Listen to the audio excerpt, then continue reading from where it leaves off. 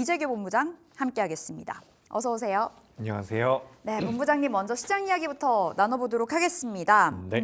외국인들의 수급 부재는 여전합니다. 계속해서 셀코리아가 이어지고 있는 부분, 환율의 움직임이 계속해서 상방을 두들기고 있는 것 같아서 외국인들이 컴백을 해줘야 좀 뭔가 돌파가 되지 않을까, 돌파구가 되지 않을까라는 생각이 드는데 어떻게 보세요? 네, 맞습니다. 외국인들이 좀 수급적으로 돌아와 줘야 우리 시장이 반등을 잘 만들 수 있을 것 같은데 우리가 단순하게 외국인들의 입장에서 생각을 해보면 우리나라 시장의 메리트가 많이 떨어지는 것은 맞아요.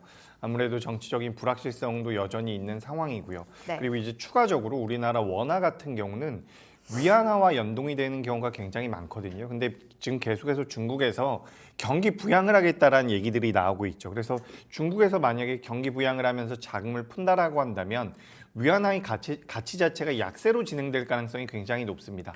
그렇다라고 한다면 원화 약세도 이어질 가능성이 높고요. 달러 강세가 이어진다라는 거죠. 그런 관점에서 본다라고 한다면 우리 시장에 자금이 들어올 만한 여건이 네. 잘 만들어지지 않고 있는 것 같습니다. 그래서 지금 이제 우리나라 원화 가치에 대한 리스크도 어느 정도 있지만 유로화와 위안화 쪽을 우리가 계속해서 체크할 필요가 있다라는 말씀을 드리고 싶고요. 그리고 이번 주 목요일 날 네. 미국에서 FOMC 회의 결과가 나오죠.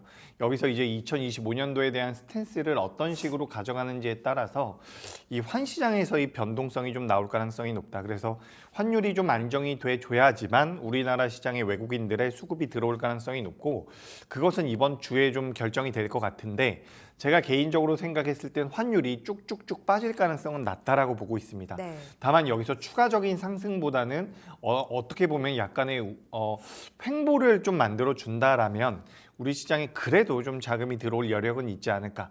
일단은 이제 시장을 기준으로 봤을 때는 연기금들의 순매수 여력은 좀 남아 있거든요. 그래서 연기금이 순매수를 좀 해주면서 지수의 하방 경직을 만들어주고 거기서 환율이 좀 빠져주면서 외국인들의 자금이 들어오는 게 좋은데 외국인들의 자금이 들어오기가 쉽지는 않다. 이렇게 좀 말씀을 드리고 싶습니다. 오히려 연말이 지나고 내년 연초가 되면 또 새로운 자금들이 그때는 유입이 될 가능성도 있거든요. 그래서 외국인들의 수급이 가장 중요하다. 이렇게 좀 말씀드리면서 시장이 굉장히 좀 재미가 없습니다. 근데 또 다르게 생각을 해보면 이틀 동안 우리나라 증시가 조정을 받았지만 그 비상계엄 이전 수준까지는 일단 회복이 된 상태거든요. 회복이 된 상태이기 때문에 여기서 이제 방향성이 나올 거예요. 그래서 이 방향성이 굉장히 중요한데 추가적으로 우리가 볼 부분은 그래도 삼성전자와 SK하이닉스가 하방 경직을 만들어 주느냐 혹은 우상향을 이어가느냐 이 부분이기 때문에 우리가 어쨌든 시장에 대한 매크로적인 부분은 아직까지 완벽하지 않고 환율을 우리가 고려해 봤을 때 자금이 들어오기가 좀 어려운데 여기서 우리가 좀 더 이제 개선을 노려본다라고 한다면 우리나라 시장에서 많은 영향을 미치고 있는 반도체 쪽이 어떤지 이 부분을 좀 봐야 되지 않을까라는 의견 드리도록 하겠습니다. 네, 잠시 후에 반도체 좀 더 깊이 이야기해 보도록 하겠고요. 단기적으로 봤을 때는 일단은 목요일이 지나고 좀 봐야 될 것 같고 이제 12월이 얼마 남지 않았습니다. 네. 그렇다면 12월 남은 기간 포트 전략을 어떻게 좀 짜봐야 되는지 포트 슬림화가 답일지 아니면 그냥 냅두고 한 네. 1월에 좀 무언가 변화를 줘볼까요? 근데 좀 냅두는 게 낫지 않을까 이렇게 생각이 듭니다. 지금 사실 12월 올해 2024년도 12월 달이 그렇게 많이 남지가 않았거든요. 우리가 이제 거래일 기준으로 봤을 때는 정말 며칠 안 남았습니다. 그래서 연말까지 우리가 무언가 특별하게 포트를 변경한다라기보다는 그래도 이제 종목별 장세가 이어지고 있거든요. 그래서 현금 비중이 충분하다라고 한다면 시장에서 부각이 되고 있는 종목군들을 좀 빠르게 트레이딩 관점으로 접근하시는 것도 좋지만 우리가 좀 긴 호흡으로 본다라고 한다면 내년 상반기나 내년 1분기까지 주가 흐름을 우리가 좀 고려해 볼 필요가 있지 않을까라고 말씀을 드리고 싶어요. 그래서 앞서서도 우리가 환시장에 대해서 매크로적인 부분들이 우리나라 시장에 자금이 들어오기 좀 어렵다라는 말씀을 드리고 있지만 우리나라가 또 이런 수치적인 측면에서 우리가 지금 PER 기준으로 8배 수준이거든요. 그래서 사실 8배라고 해서 무조건 올라간다라는 주장은 저는 잘못됐다라고 생각을 해요. 네. 하지만 8배라는 것은 어쨌든 과거에 우리가 10배 수준에서 거래가 됐었던 부분이기 때문에 상승 가능성은 있다라는 거죠. 시차가 있을 뿐이지.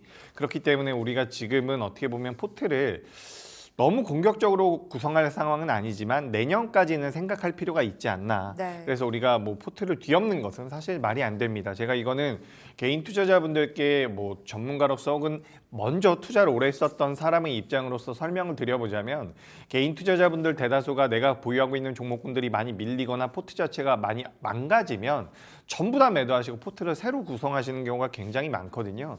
근데 포트 자체를 그런 식으로 엎어버리는 것은 전 아니라고 생각을 해요. 물론 내가 가지고 있는 종목 중에서 잘라내야 되는 종목도 있지만 살릴 수 있는 종목군들은 살려가면서 비중 조절하는 게 저는 더 중요하다고 보고 있거든요.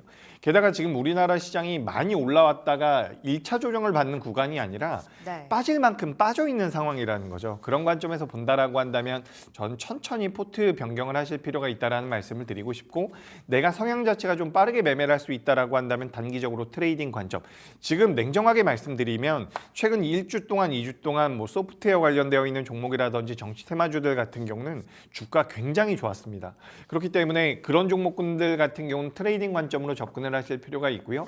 그런 종목들이 나는 성향상 맞지가 않아, 나는 일정상 아침에 그렇게 매매를 하기가 어렵다라고 한다면 네. 오히려 내년 1월 달과 3월 달까지 올라갈 수 있는 종목군들을 보실 필요가 있는데, 전 이제는 반도체도 보실 때가 됐다라고 보고 있고요. 뭐 중국과 관련되어 있는 소비재 같은 경우도 우상향의 여력이 많이 남아 있다라고 보고 있기 때문에 우리가 투트랙 전략을 좀 쓸 필요가 있다. 매매를 잘 하시는 분들은 트레이딩, 그렇지 않다라고 한다면 내년 상반기까지를 보면서 네. 포트를 좀 만져보는 게 어떨까라는 말씀 드리겠습니다. 너무 공격적으로 무언가 바꾸기 위해서 뒤엎기에는 좀 리스크가 크다라는 네, 맞습니다. 관점이신 거죠.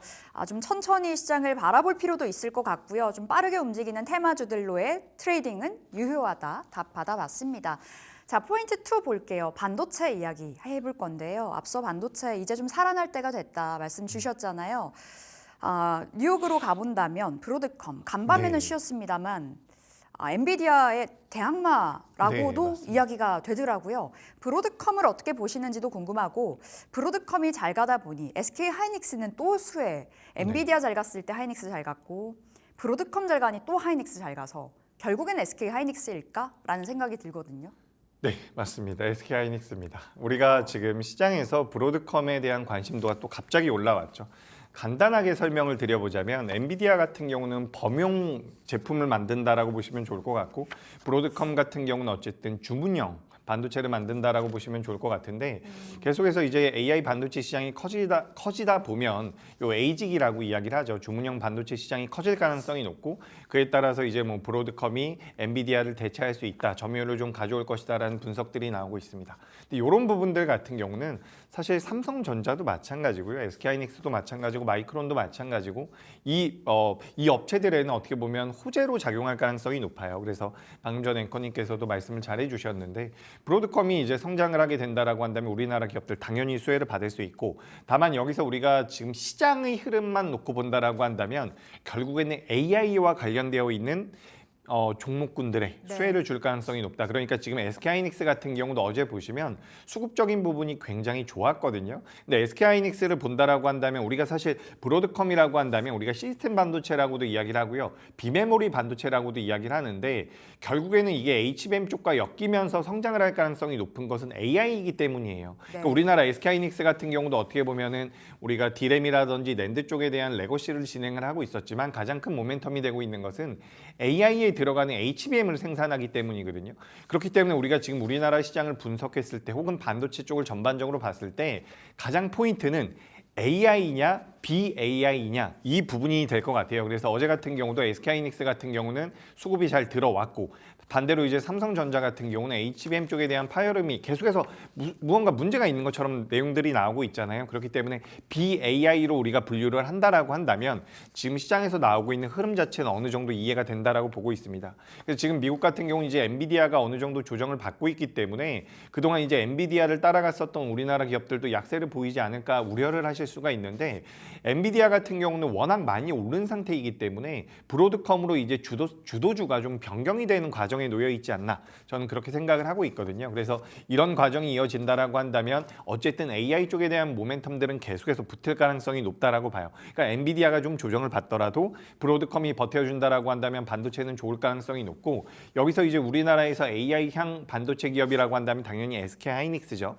근데 SK하이닉스뿐만 아니라 다른 기업들, 지금 소부장 기업들 같은 경우도 가만 살펴보시면 아시겠지만 저점 대비해서 10% 20%씩 반등 나온 기업들이 네. 꽤 있습니다. 그러니까 제가 반도체에 대해서 계속해서 보수적인 말씀을 드렸었는데 얼마 전부터 뭐 주성 엔지니어링이라든지 몇몇 기업들은 좀 보시는 게 좋겠습니다라고 말씀을 드리는데 많이 조정을 받았기 때문에 이제부터는 반등이 나올 가능성이 높아요. 그리고 디램과 낸드 쪽, 우리가 레거시라고 이야기하고 있는 쪽 같은 경우도 중국 쪽에서 너무 많은 공급을 하다 보니 가격이 많이 빠졌다라고 이야기가 되고 있는데 내년 2분기나 3분기부터 디램 가격이라든지 낸드 쪽에 대한 가격 개선의 가능성이 굉장히 높다라고 보고 있거든요. 물론 이번 주에 마이크론 실적 발표에도 영향을 받겠지만 전반적으로는 점진적인 우상향이 나올 가능성이 높다라고 보고 있기 때문에 저는 AI와 관련되어 있는 종목군들 좀 더 크게 본다라고 한다면 반도체도 이제는 좀 보시는 게 맞지 않나 이렇게 의견 드리겠습니다. AI, BAI를 좀 나눠서 볼 필요가 있다. 네. 설명을 주셨는데 어제 소부장이 정말 좋았습니다. 특히나 그 소부장 안에서 시스템 반도체에 속해 있는 종목 군단들의 상승이 좀 강했었는데요. 아무래도 브로드컴의 영향 좀 많이 받은 어제였던 것 같습니다. 소부장주에 대한 투자 관점 어떠세요? 네, 일단 어제랑 그제는 유리기판이 많이 움직였고 어제는 또 이제 팹리스 기업들, 디자인하우스 기업들이 많이 움직였는데 결국에는 브로드컴과 관련되어 있는 종목군들이 많이 움직였다라고 보시면 좋을 것 같아요. 브로드컴이 어쨌든 설계 팹리스 기업이라고 보시면 좋을 것 같고 주문용 반도체에 대한 모멘텀들을 만들어주고 있고 게다가 이제 브로드컴이 우리도 이제 유리기판을 검토하고 있다라는 내용들이 나오면서 관련되어 있는 종목군들이 전반적으로 움직임을 보이고 있는데 제가 앞서서 말씀드렸던 것처럼 이제 레거시 쪽 같은 경우는 아직까지 좀 느려요. 그래서 우리가 길게 본다라고 한다면 레거시 쪽 같은 경우도 어쨌든 내년 2분기, 3분기 때는 좋아질 수 있다라고 하니까 우리가 이게 시계열적으로 6개월 정도 선반영되는 부분들이 분명히 있단 말이에요. 그래서 지금부터 레거시 쪽도 좀 보실 필요가 있는데 우리가 좀 빠른 관점에서 내가 수익을 보고 싶다라고 한다면 뭐 지금 화면에 보시는 것처럼 유리기판 같은 경우도 탄력도가 붙을 가능성이 높고 뭐 팹리스라든지 디자인하우스와 관련되어 있는 기업들 같은 경우도 어쨌든 최근 들어서 시세가 강하게 붙고 있는 부분들이 있죠. 뭐 자람 테크놀로지라든지 에이징랜드 같은 경우 이런 기업들 같은 경우는 추세가 좀 더 이어질 가능성이 높다라고 보고 있습니다. 그래서 우리가 과거에 소부장이라고 이야기를 하면서 시장에서 부각이 됐었던 종목들도 이제는 반등이 나올 가능성이 높다라고 보는데 단기적으로 본다라고 한다면 살아있는 종목군들 네. 혹은 거래가 많이 들어오고 있는 종목군들 위주로 보시는 게 어떨까 이렇게 의견 드리겠습니다. 네, 알겠습니다. 속도 좀 내봐야 될 것 같은데 삼성전자는 오른 것도 없는데 목표 주가 하향 리포트 나오면서 어제 또 떨어졌습니다. 최근에 계속해서 하방 압력 받아가는 삼성인데요. 삼성은 어떻게 보세요? 너무 안타깝죠. 사실 우리나라 대표 기업인데 그죠? 네. 삼성전자 같은 경우는 어쨌든 여전히 HBM 쪽에 대한 의구심이 계속해서 붙고 있는 것 같아요.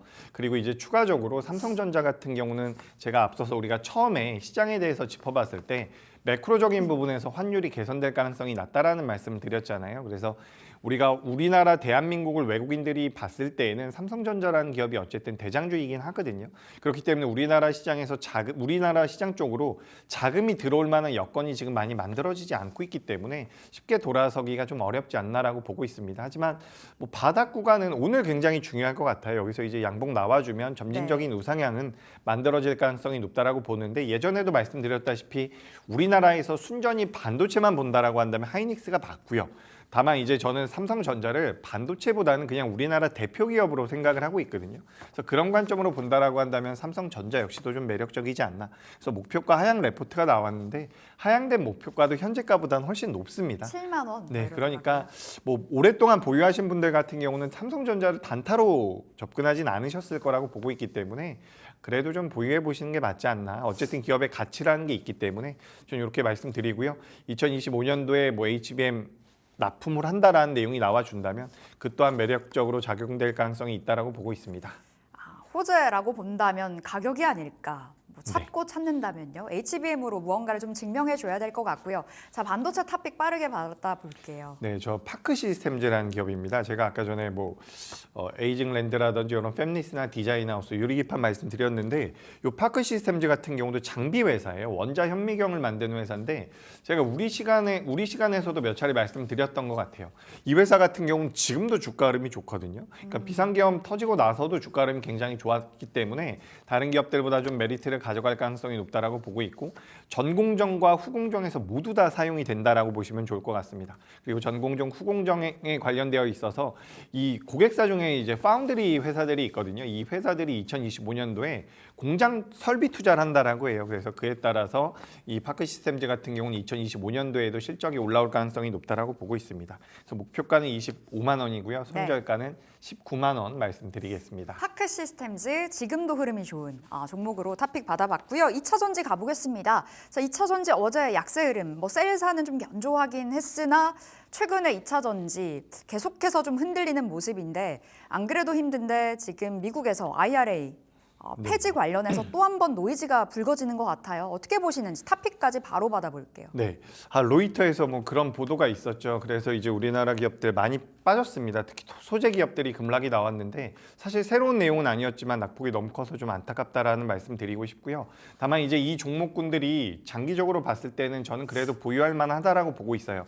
중요한 것은 이제 우리 시청자분들께서 보유하고 계신 비중이 아닐까라고 생각을 하고 있습니다. 비중이 너무 많다라고 한다면 비중 축소에 필요가 있다라는 말씀을 드리고 싶고요. 그런 부분에 대해서 우리가 좀 체크가 필요하지 않나. 그래서 2차 전지가 어쨌든 수요단이 살아나야지만 업황 자체가 개선이 될 가능성이 높기 때문에 이 부분을 계속해서 체크하실 필요가 있다. 비중이 너무 많다라고 한다면 좀 줄일 필요가 있다. 이렇게 좀 말씀드리고요.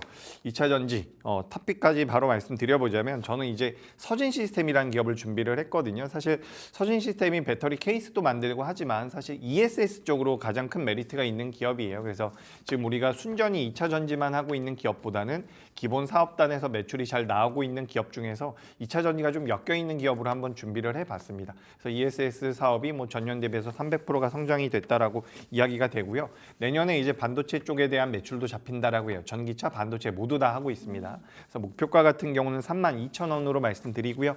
손절가 26,000원 말씀드리겠습니다. 네, 서진 시스템 탑픽으로 받았고요. 목표가 32,000원, 손절가 26,000원 대응해 보시기 바라겠습니다. 자, 여기서 인사드릴게요. 나도 투자자문 이재규 본부장 함께했습니다. 말씀 고맙습니다.